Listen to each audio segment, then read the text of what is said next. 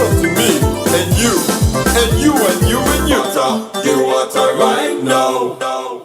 Do just one thing.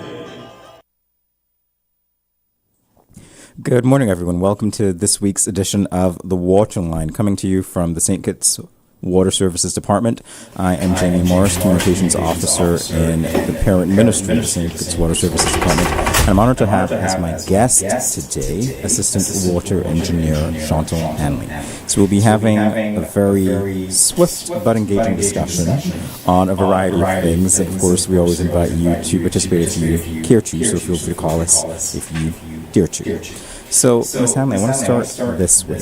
Why don't we give the listeners a synopsis or summary of your role at the Water Services Department for those who might not be familiar with you? Okay, my role in the Water Services Department is I help to project manage capital projects alongside different departments, mostly Public Works Department. Okay, so that's, I mean, you say it, you gloss over it, but it's really a very technical area and it's very involved. As a matter of fact, there are some projects that we will be talking about today, the first of which, of course, is the All of East Tank Fencing and Security, quote-unquote, project. And I'd like you to tell us about that project. Where are we in terms of status? Okay, so currently the project is about 85% completed. Most of the poles are up, the chain fence, the arms to put up the barbed wires. What we are currently waiting on is basically the completion of the gates and just some small areas in the additional fencing and also to install the barbed wires over the entire site. But for the most part, it's moving along quite well. So this might seem like an obvious question, but I'll ask it anyway. Why is it important to complete that project? Why was that a priority for the Water Services Department? For sure, to prevent contamination, to ensure access to clean potable water. Those two major factors. So these are, I would say, some of the risks that you helped to mitigate by putting that fence up. Were there any challenges that the site posed? Challenges that the site posed in terms of added security measures? Not necessarily. Over the years, there were some trespassers or maybe animals, but no, it's not as bad. I haven't heard the workers complain now that we're putting things in place to secure the site. I haven't heard much complaints, but we intend to do that around the island. Okay, no, that's important because obviously you're saying you're intending to do it around the island, and that actually is one of my follow-up questions. I'm certain that our listeners and viewers would be very interested in knowing, perhaps if you can, where you're going next, and even if you don't know, in terms of the timeline, what do you see? Well, we intend to fence most of our pump houses and reservoirs. So next year, I'm not sure as to which one we move to next, but we will be doing it a few next year. And this is all part of a broader effort to ensure, as you say, that those risks are mitigated. Yeah. Okay, awesome. So what you do is actually very important. In my conversations with some of your other colleagues, I have begun to see, and hopefully our listeners and viewers have as well, the connections between the various departments and the way that you work to ensure that we have a regular and safe supply of water. So thank you for the work that you do. There is something that I've observed, as well as I'm certain visitors to the main office building have observed. There is some activity taking place at the main office. Can you tell us about that? Okay, so currently we are hoping to expand. We are a bit tight downstairs. So we are building an office space right outside the building, actually in the yard, that has 3 additional offices, kitchenette, a bathroom area, and a space for the field workers. Because currently the field workers don't have a place to congregate. They usually do it at the back of the building, which is open. If rain comes, they have to run inside or go in their vehicles. So it would also be a space for them to eat their lunch and assembly. No, I like that, because a lot of times when we think about the work that people do, we say, okay, you come to work, you have an office space, this is where you're going to work, but we don't really think about the way that they interact or how relaxed they can be. And I'm glad that you're saying to us here that you're also considering doing that for the hard workers at the St. Kitts Water Services Department, because you guys work hard, believe it or not. I mean, you would believe it. You're there. I see some of it. I'm not sure our viewers and listeners do as much, but yeah, there's a lot of hard work and there are a lot of guys in the field, and we really appreciate the work that you do. That's not the only thing happening at the main office building, though. I'm aware that, well, you said you're expanding. There's a building in the yard. You're going to use that. But there has been a roof upgrade that's been taking place for quite some time, and I understand that what you have to do would follow the roof upgrade. But where are we with the roof upgrade? The roof is basically 90% completed. Most of the project management, though, is being done on public works side. Just a small area roof to be completed, and internally we intend to do some renovating of these spaces. So we intend to do a new layout, so better ventilation, better lighting, everything, better layout in general for whoever intends to move in. Okay. And we'll wait to see whoever intends to move in. All right, so better layout, better lighting. Great to know that you're working on that front as well. The last time that you were here, we talked a little bit about SCADA and the smart metering projects. And these are, well, for the first one, the SCADA project obviously directly impacts the work that you do with your team, how you take the data, how you get it, etc. The smart metering project, I think, and correct me if I'm wrong, that interfaces with the public a little more, so it's about the customers. So what can you tell us about the status of these projects?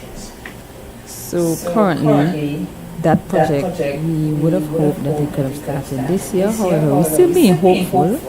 Maybe it will start early next year. So we're looking for an update. So it's left to see. Okay. Well, for those who might not know, even though we've said it multiple times, I'm certain we might have, first-time viewers or listeners. So explain to us the significance of SCADA.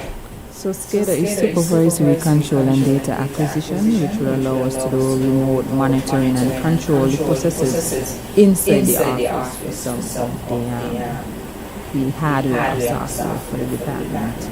So let's say you want to turn off a valve, you would allow us to turn off a valve from an office. The same way how you want to turn it off or shut down a well, you would allow us that capability with the SCADA system. And currently, you're saying you don't have that automation. No. So when you need to do that, you need to deploy manpower, you need to deploy workers to particular sites. So that obviously takes a lot of time. It, let's say, makes processes less efficient. And for a basic one, since we are part of the Ministry of Energy, Utilities, etc., it also uses gasoline. So because actually you have to go out every morning about 3-4 o'clock in the morning to turn on. So then those processes will be taken care of. And of course, obviously everything works together, because I know we're talking about turning on and turning off the valve, turning on around 3 a.m. so that people get water by 5, etc. But obviously with the desalination plant coming on stream very, very soon, then certain areas will get more water, so we would obviously not need to do that as well. So everything seems to work together. I like the way that things are shaping up. So if you have a question or a comment for Ms. Hanlon, you can call her here in the studio, or as I said, and I'm certain that you know very well. All right, so we're continuing our conversation now in relation to the smart meters. Quickly, can you tell us what benefits customers can expect?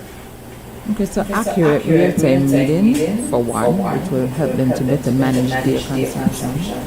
Also, early leak detection will also help with not only decreasing their water bill, but also loss reduction, water loss reduction. Not just on their end, but our end.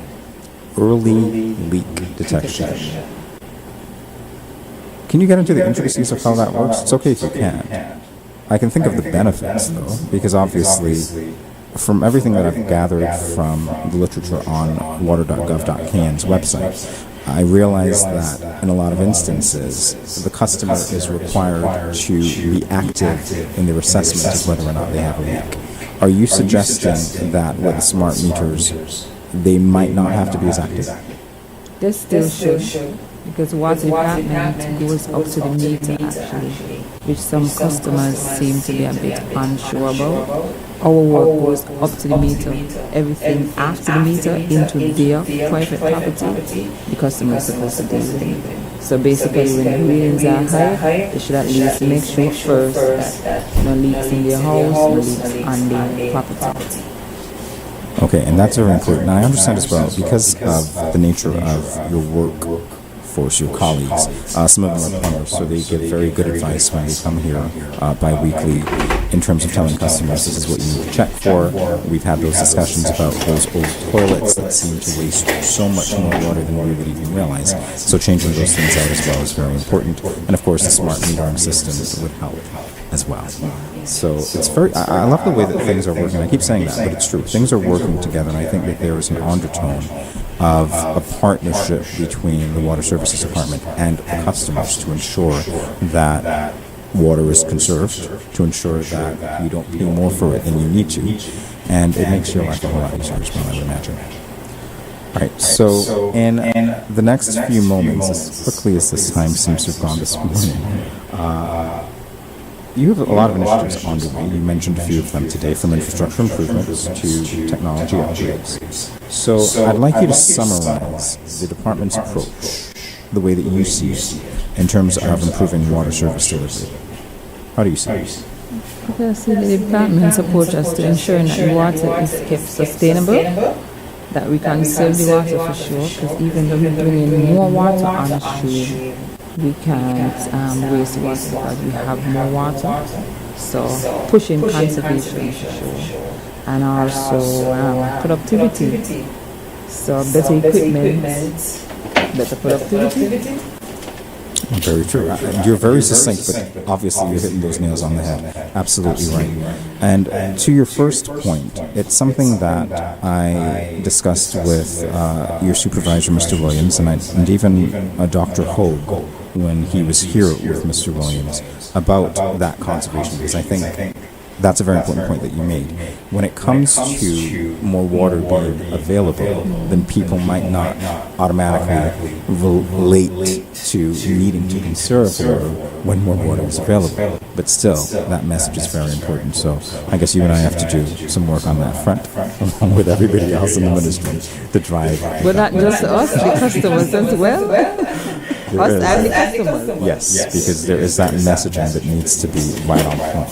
So still conserve, even though you have more, because it's not an unlimited supply, and that's the reality. So as we close, I do want to thank you for speaking with me today, and I appreciate the insights that you've given. Is there anything that you would like to say before we leave? Yeah, the public should be looking forward to more projects coming on stream, maybe in the near future or next year, but definitely more projects to come in the near future. And that's another way of saying work never ends at the Water Services Department, by the way. All right, the gift that keeps on giving. Chantal Hanley, Assistant Water Engineer at St. Kitts Water Services Department, thank you for joining me today for this edition of The Waterline, and thank you, our viewers and listeners, for joining as well. I'm Jamie Morris. Bye-bye. Water is life, life, life, life, life. Water is life, life, life, life, life. Do just one thing, just one thing. Every drop come. Make sure you check for leaks around your house every day. Every drop come. When brushing your teeth, don't